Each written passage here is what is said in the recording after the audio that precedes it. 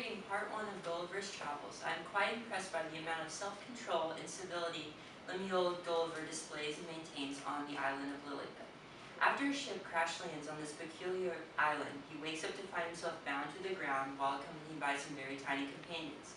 Noting Gulliver's brute mass and size, he could have found many opportunities after he was freed to retaliate against his newfound community.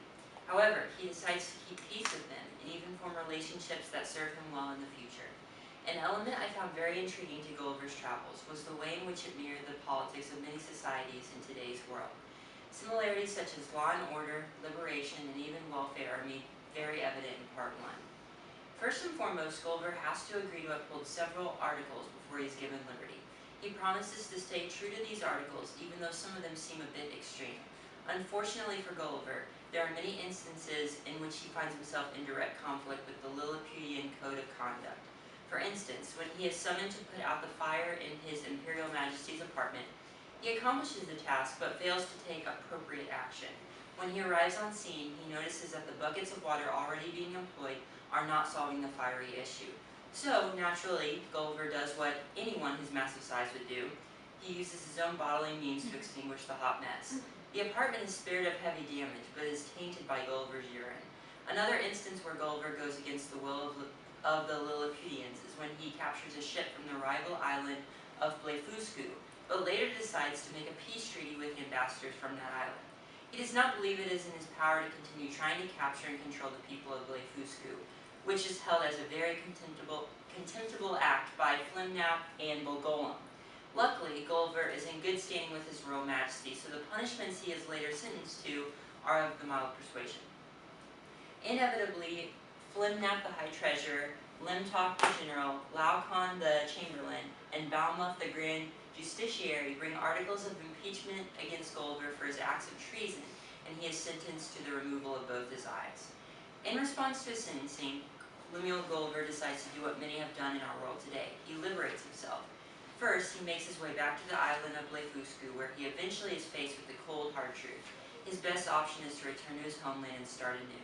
An envoy is sent from his royal majesty in Lilliput to the monarch of Blefuscu, requiring that Gulliver return to Lilliput. In the end, the monarch of Blefuscu agrees to protect Gulliver, but ultimately they both decide that he should not stay in Blefuscu or return to Lilliput. In this way, Gulliver avoids being bound to the very harsh rules and regulations of Lilliput, and is able to escape the rising conflict between both islands. Even though Gulliver is labeled a traitor in Lilliput by the end of part 1, his personal welfare is highly regarded by its inhabitants for much of his time on the island. From this, I was able to draw a connection between the state of welfare in our modern civilizations and the ways in which the government, in this case the Royal Majesty of Lilliput, provides for its citizens.